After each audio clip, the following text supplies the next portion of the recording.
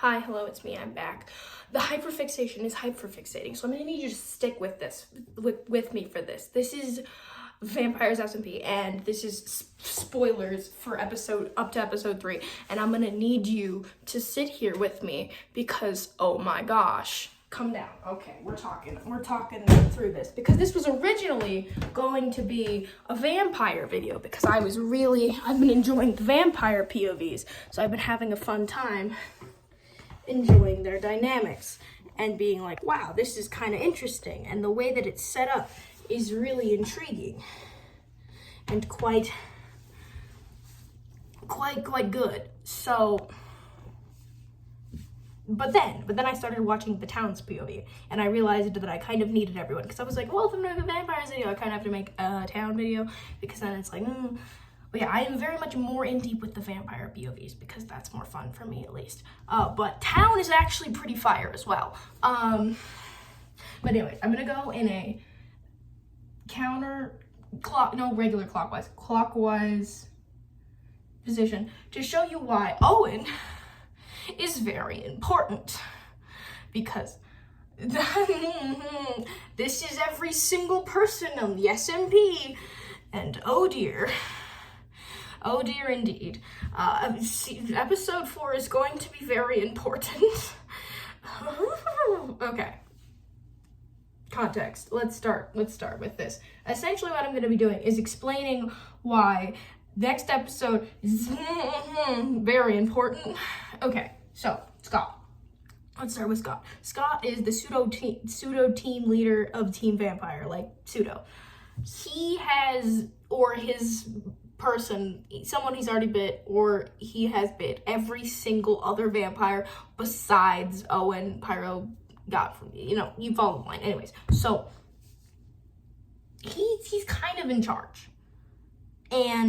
But because of, okay, so some really interesting lore specifically is when Scott calls like Shelby like a cat, which kind of clues you into the fact that the new vampires are not really like, they're still babies. And he calls Owen a baby at one point, but it seems like there's more of a peer capacity going on there. So I feel like if anyone has any sway over Scott, it's Owen. Or at least in like, not necessarily sway, but like, I feel like he would listen, if that makes sense. If like Owen was trying to do something. So that, no one else has that. Shelby, not really. It's sort of like, hey, I like you, but like, I don't think Shelby's really gonna be able to influence Scott that much. But yeah, anyways, so that's important because nobody else has that for Scott. So that's the Scott thing. Pyro was very much on team Scott is the jam, Shire, whatever. He had his whole arc of being deeply afraid, and he still is deeply afraid of Scott. But he's starting to dissent. At the end of this episode, he's kind of like, well, if I can't leave, how can I publish my research paper? This kind of sounds like a scam. And he's felt comfortable asking about a cure to Owen. Because if you had asked about a cure to Scott, who is very pro-vampire, vampire forever, let's go vampires, that doesn't really work. And so he can't ask about that to Scott. They can't talk about potentially being cured. He can't ask.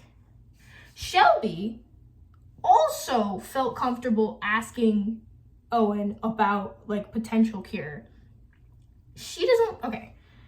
The really interesting thing is they can't really talk to each other about this because Pyro turned Shelby. So there's like a certain amount of fear and like pain point there. And Shelby can't really talk to Scott either. And Shelby can't really talk to like any of the new vampires about it either. So she has to talk to Owen.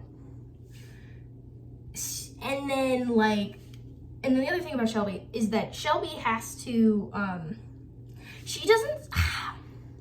it depends on how well she takes. She seemed a little bit turned up about like dying in the fight earlier.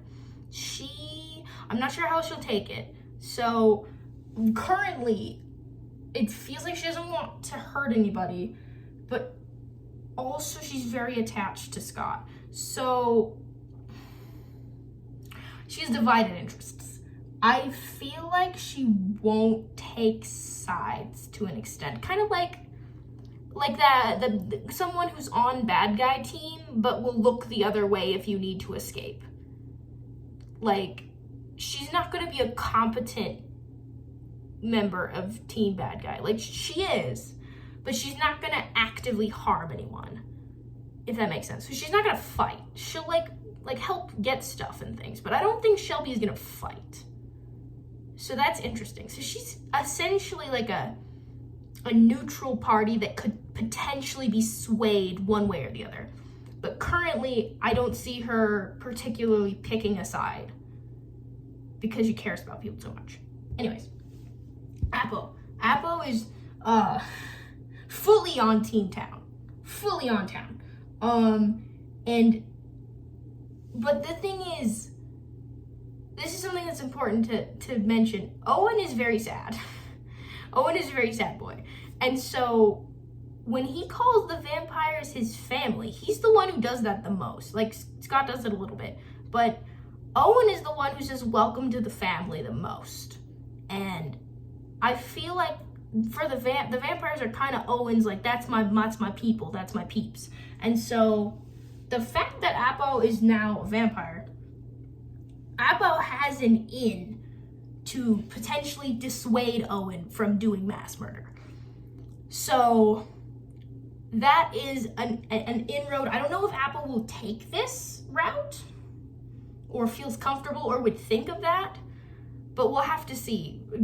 You don't really know exactly how a new vampire will handle it until you see their first full episode as a vampire. So we'll have to see. So the same thing goes for Cleo. It's going to be her first episode as a full vampire. So she hasn't had a full vampire episode yet. But it seems like Cleo is, like, she's willing to bite people. We've seen that. As evidenced by the end of her episode. She's like, let's go after the doctor next. And so I'm really excited to see Apo and Cleo in the next episode. That's gonna be pretty fun. Yeah, I'm curious to see where Cleo will fall, because it seems like she's very down to be a vampire. She's like very chill with it. Which Shelby is to a certain extent as well. She's like great perks. It just seems like she has a problem with a couple of things. But like for the most part, thinks being a vampire is pretty cool. But it has like one of those asterisk caveat, this specifically. Okay. And then we're gonna move up. We're gonna go down. Okay, Ren and Pearl kind of have the same. They don't have a huge impact on Owen per se, but they both aren't in Kill the Vampires camp. Actually, not much of town is actually in Murder Vampires camp. Ren specifically says in his episode, banish the vampires, which means he doesn't necessarily want them dead. He just wants them gone, which is fine. Completely understandable. But he doesn't say, like, kill. Avid says kill, but we'll get to that. He says banish the vampires. So he would like them gone, which is, sure. But, like, that means that he is open to non-murderousness. But he is very much in the more, I'm gonna go stab my problems turf. But yes, that's better. Well, it depends on how you feel about stuff. Pearl hasn't really been hurt by anybody. She's weirdly been like plot armored to heck and back by just going off on her own and not being aware of anything. So she's kind of still in maybe vampires are nice, that specific camp, which does have several people in it. So we'll have to see if anyone particularly bothers Pearl. It would just depend on if someone has a negative character or a positive character interaction with Pearl. We'll have to see. That's like a ball of potential energy waiting to happen. Same for Shelby, okay? Shelby might, depending on how people react, she might try and split with Town, or like, I'm not sure. Shelby is really nice, and so I'm not sure who will be in her ear. A lot of these people, it's dependent on who they listen to. Who do they choose to listen to? Or maybe it's all themselves, but it's probably gonna be who they hang out with, which will determine where they fall. Moving on. Martyn is part of the problem. Martyn, you are Okay, Martyn isn't directly involved with Owen per se, but he's mistrustful, impulsive, and quick to violence. And so that is not fun for someone who is not looking to die. So Martyn hasn't like been super, I mean, like, I guess he's sort of been hurt as the Town, but it just seems like he's looking for someone to punch. And so he's part of the problem. He is in the camp of kill the vampires, which will harm our chance at vibes, okay? And then Abolish. Abolish was interesting. Let's see if you can see. I think you can see, yeah. Abolish is, okay, so over here, yeah. Abolish is sympathetic towards Owen when I was watching Abolish's episode. And he seems, he's not looking for a fight, which is interesting because when he's talking with Drift and Avid, and they're talking about like, lock me up if I get turned into a vampire, he specifically says that he would choose to self-isolate, which is interesting. So he seems to be in like, can we not fight camp, which is great. We love that. He's also one of the like 2 to 3 people that Owen is like, hey, I will tell you and give you a chance to leave, which is good. And that just is saying like, hey, some of the town be chill. Oh my gosh. And it's just like, there's a shock here for potential cooling of jets. I don't think this will happen because drama and tension, but there is a shot. There is a possibility to calm down a little bit before someone ruins it. Anyways, Avid is the problem. Avid is the real problem here, okay? Owen, I don't think Owen would have been as, I don't want to say revengey, but Avid is the one pushing. Avid is aggravating Owen. Owen,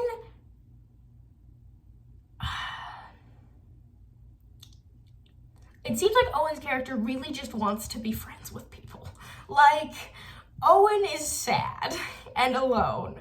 And the fact that Avid is after him just because of the thing that saved him from like the worst time ever, you know, crappy disease, is kind of bothersome. Avid is the one who potentially will ruin any chance of vibes with Owen, which is highly unfortunate. So I hope that doesn't happen, but it probably will. But these two, Martyn and Avid, are these two are what caused the the blow up at the end when he's talking. Because the time that he's talked with Legundo, or the time when I guess it was Legundo again, when he's talking and Martyn and Avid are not present, he's much more reasonable because those two are very fighty. They're very much attacking him, and so he feels he needs to defend himself, and so he gets angry and he gets aggressive because he feels the need to protect himself because they are coming after him. They are actively trying to get him. And so if those two weren't doing that, I want to know how Owen would be acting because it would be different. At least in my eyes, in my humble opinion, after watching all of so much content. There's a reason that this video it's been a minute since my last video because this has been consuming my brain. Anyways, Legundo is very interesting. This is lovely. I've been enjoying this mess. Legundo wants to help Owen and all the vampires. Owen doesn't want the help. Understandably so. But Legundo specifically, his episode, I believe, episode 3 is titled Do No Harm. Also, interesting to note, it seems like Legundo was in the military at some point and has been talking about, like, fighting, like, in a veiled way. And so, it seems like Legundo might be a pretty good fighter. He just is choosing not to. So, I hope it stays that way.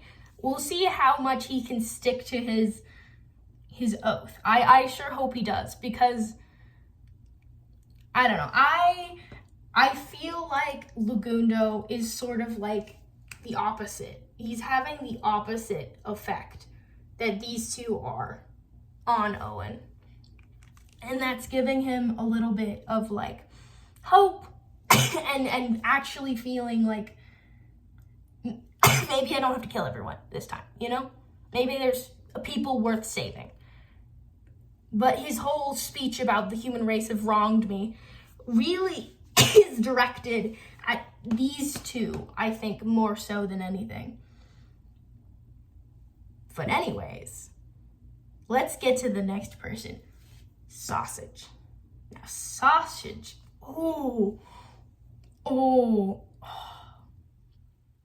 Sausage has kind of revealed himself to be an agent of chaos.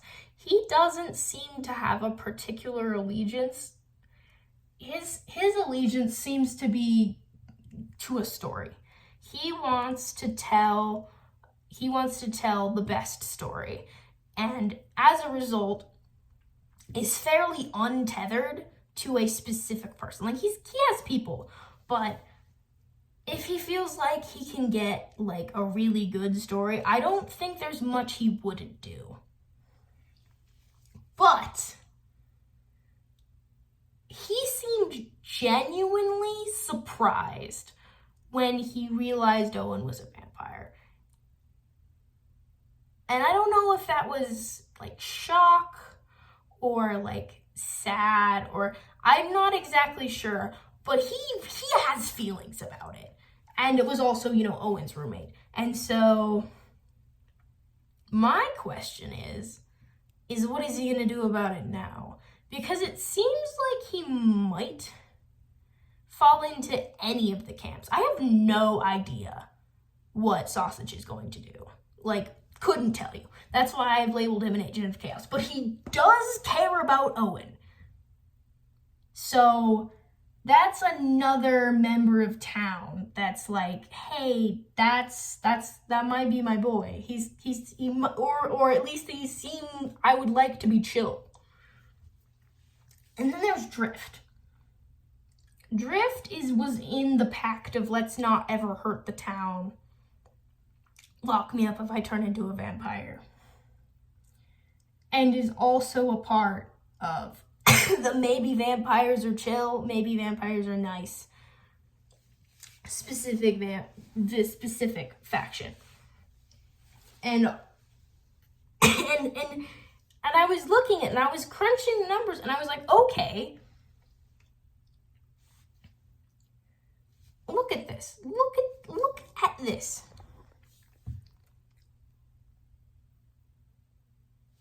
Sausage cares about Owen. Drift is open-minded. Pearl is fairly open-minded about this. Abolish is like pretty chill about it. Legundo really would like to help Owen more so than anything. And on the vampire side, you have Pyro and Shovel can't talk to each other, and they can't talk to Scott, and they can't talk to the new vampires. They have to talk to Owen if they want to talk about vampire stuff, because those two kind of have beef with each other. I don't know. Okay, Shovel might get over it. We'll see. She's pretty chill. We'll see how much getting turned will cause issues for their relationship. But, like, look at this mess. I could see any one of these people, even several, being a huge impact on how Owen decides to act. He was talking a big game at the end of his episode, and I agree that he's willing to do it. But I also think he is open to being dissuaded. Because partway through his speech, one of the things that he talks about, and I know Owen has several speeches in this episode. You can kind of figure out through context clues which one it is. He talks about, like, you ruined my chance to have, like, a nice life. It feels like if people weren't trying to kill him, he probably wouldn't bother anyone. Now, caveat, in the first episode, it did seem like he was probably going to bite those Scott and Pyro. He did defer to Scott in this specific situation, but Owen still hasn't bitten anyone. It's been 3 episodes, hasn't touched a soul. Like, he was thinking about doing it, and then didn't. He's clearly pro-vampire, though, because of his specific condition. Like, but the thing is, he can't not be a vampire because it sucked to not be a vampire. But he's also, I feel like, in the best position. Okay, Owen's important, okay? That's what I'm telling you. Because, like, literally, if Scott is in Owen's ear, he might just be like, yeah, whatever. We'll see what they do, and we'll just see. We'll act. Scott is very reactionary. That's something that's interesting about Scott. Scott is not super active per se. Scott acts in accordance to how people treat him, for the most part. Scott did not. Yes, he went into the forest with Owen and Pyro in the first episode, but like first episode's kind of hogwash. It's fine. I'm not particularly counting that because it's been a hot minute. Because he got what he wanted. He's had plenty. He doesn't need any more. At least for the most part. It seems like he that's what he was planning on doing. And I fully believe that Scott would have just built and farmed for the entire episode of episode 3 if nobody had came and bothered him. Like, full stop. He would have just chilled. I have seen it. When Scott is in a series and he's like, I'm going to build today, he'll just do that the whole time. Like, that's a little bit of a metagame, but, like, he will just chill. So, Scott won't necessarily have a huge effect on Owen, but Owen can have a huge effect on Scott. And it just depends on who messes with Scott. If nobody messes with Scott, Scott probably won't do much. He'll probably, go get more animals or whatever. But I don't think there'll be a huge amount of retaliation. Depending. But, like, it's difficult to say where the line is. Because for some people, the line has been crossed. But it's very murky. Like, they did mess with him today. So it's possible that the line has been drawn and that was enough. But it might not be. And there's recovery. There's possible recovery. Anyways, so it depends on who is influencing Owen the most.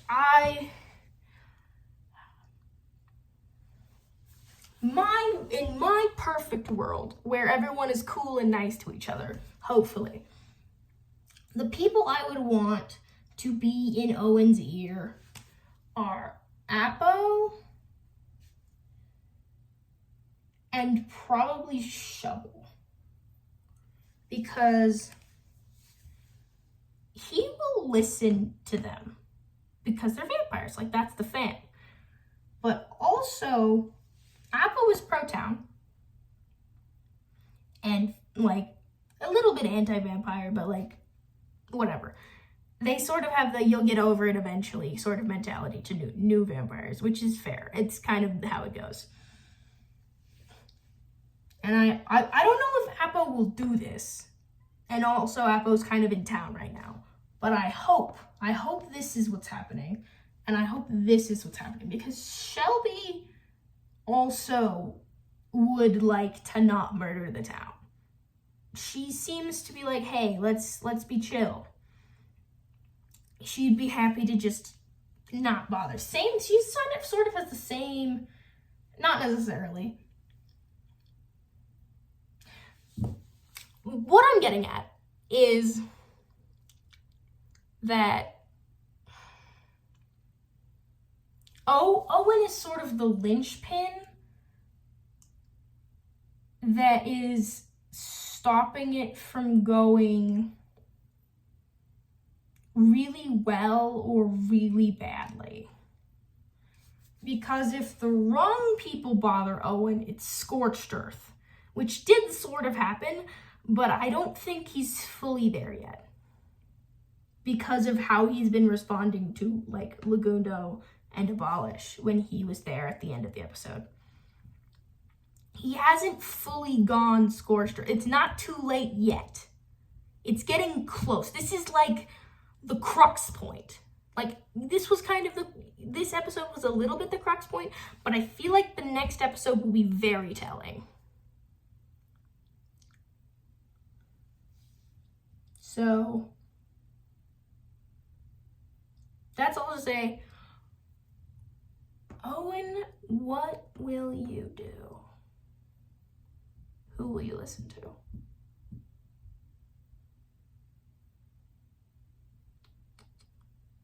Not sure.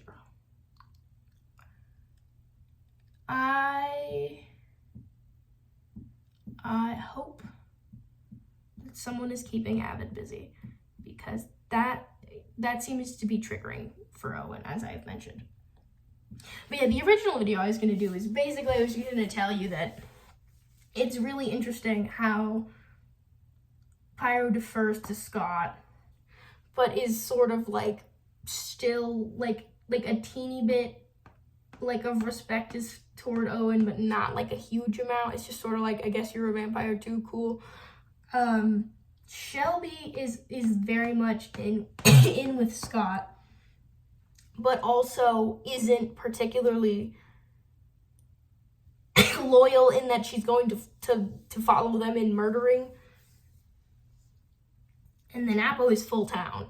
And so Apo is not chilling with any of the vampires, except for maybe Shelby. We'll see. Or actually, no, maybe Cleo, because it seems like Apo like feels responsible for Cleo's turning because she tried to sacrifice herself like before that happened to Cleo. And then Cleo seems like she'll probably fall into the Scott camp because she was turned by Scott. But the particularly interesting thing here is I don't know. Everyone's a ball of potential energy right now. But yeah, to recap, whoever pisses off or convinces Owen the best will decide how the rest of this series goes. Because if Owen goes scorched earth, he might get Pyro on board. He might get the rest of the vampires on board. Like, definitely Scott. Because if you can get... Because, again, Owen really has the only link to Scott that is meaningful in, like, a peer way, I guess. Because while Scott has said baby talk to those words specifically to Owen, everyone else is even younger. And so Owen's really the only one who has an in here with Scott. And Owen has been very good about building trust with Scott. Because, you know, the vamps are the fam to Owen. So, but he still hasn't bitten anyone yet. Okay, so this is the linchpin. Owen hasn't bitten anyone yet. Owen hasn't been with Scott. Several of town is willing to be open-minded. A few of them are generally angry, and Avid is the problem. Avid is triggering Owen. So, as it stands, if we can, hold back Avid from Owen, and someone else gets to him first other than Martyn, and maybe Ren, it could go a lot better. There could be less stabbing. But I feel like if he talks to the wrong people, it's gonna be a lot bloodier. So we'll see. I have to wait 5 more days for this. I'm going slightly insane. It's fine. It's fine. I don't have a problem. I don't have a notes document that's massive.